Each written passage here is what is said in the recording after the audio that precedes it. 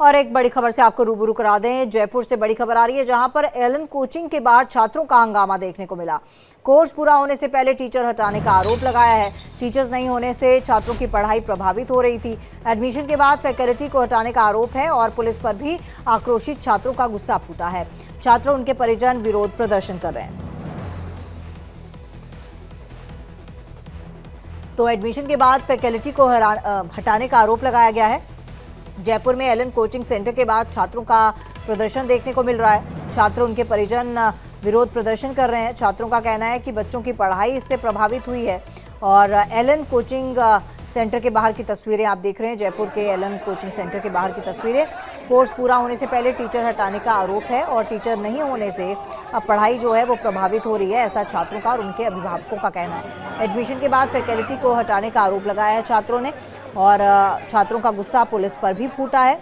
आक्रोशित छात्रों ने पुलिस के सामने भी अपना गुस्सा जो है वो जाहिर किया। छात्रों और उनके परिजन विरोध प्रदर्शन कर रहे हैं।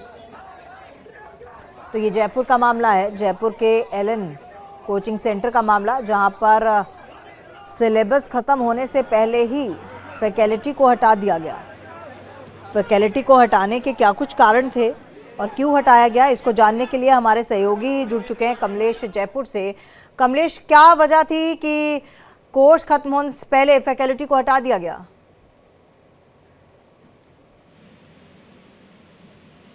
कमलेश, मेरी आवाज पहुंच पा रही है आप तक? जी, आपकी आवाज आ रही है। जी कमलेश जी, पूरा मामला जरा समझाइएगा और बताइएगा कि आखिरकार क्या वजह थी जो फैकल्टी को इस तरह से बिना सिलेबस कंप्लीट किए हटा दिया गया। कमलेश जी, एलन कोचिंग संस्थान जो है वो गोपालपुरा बाईपास पर स्थित है। वहां पर बच्चों के एडमिशन फैकल्टी के नाम पर लिए गए। जो अच्छे शिक्षक पढ़ाते हैं उसके आधार पर वो बच्चे एडमिशन लेते हैं। तो उस नाम पर, फैकल्टी के नाम पर एडमिशन लेने के बाद उस फैकल्टी को हटा दिया गया। उसके पीछे कुछ फाइनेंशियल इश्यूज हो सकते हैं या आप कार्मिकों के आपसी रिश्ते हो सकते हैं, लेकिन इसकी वजह से छात्रों को परेशानी का सामना करना पड़ रहा है। अब छात्र विरोध प्रदर्शन कर रहे हैं कि हमें वही फैकल्टी उपलब्ध कराई जाए, नहीं तो हमारा पैसा वापस लौटाया जाए। इसे लेकर बड़ा हो हंगामा हुआ। छात्रों ने इंस्टीट्यूट के अंदर नारेबाजी की। पुलिस वहां पहुंची तो पुलिस की मौजूदगी में छात्रों ने प्रदर्शन किया। पुलिस हाय हाय के नारे लगाए, लेकिन पुलिस ने समझाइश कर मामले को शांत कराया। जी, और कमलेश, कितने महीने का ये कोर्स था और कितने महीने पहले ये फैकल्टी जो हटा दी गई? जी देखिए, इसमें अलग अलग तरीके से कोर्स होते हैं। जेईई के लिए कोर्स होता है, 12th पास बच्चों के लिए कोर्स होता है, ग्रेजुएशन करने के बाद कोर्स होते हैं।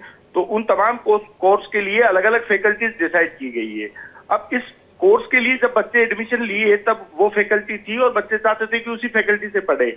अब उन्हें पिछले कुछ महीनों से 2 या 3 महीने से हटा दिया गया है। इसके बाद बच्चों को ये कहा गया कि आपको अच्छी फैकल्टी प्रोवाइड की जाएगी, लेकिन बच्चे जब नई फैकल्टी नहीं आई तो बच्चों का आक्रोश फूट पड़ा। जी, और कमलेश, इस पूरे मुद्दे पर खुद अकेडमी वालों का क्या कुछ कहना है? अकेडमी वालों से हमने बात की, वो बात करने की कोशिश कर रहे हैं, लेकिन वो बात नहीं हो पा रही है। लेकिन ऐसा भी बताया जा रहा है कि वहां अभी बच्चों के परिजन, छात्रों और प्रबंधन की मीटिंग, उसके बाद कुछ डिसाइड होता है। वो मीटिंग अभी चल रही है, जारी है। इसके बाद क्या होता है उस पर लगातार हम अपडेट करते रहेंगे। चलिए, बहुत बहुत धन्यवाद कमलेश आपका तमाम जानकारी के लिए। तो एडमिशन के बाद फैकल्टी को हटाने का आरोप और इस पूरे मुद्दे पर अब कोचिंग की तरफ से कोई अभी तक तो बयान नहीं आया, लेकिन फिलहाल ये जो मुद्दा है ये अभी गरमा रहा है, क्योंकि छात्रों ने जो फीस दी थी वो फैकल्टी को देखते हुए ही एडमिशन और फीस दी गई थी।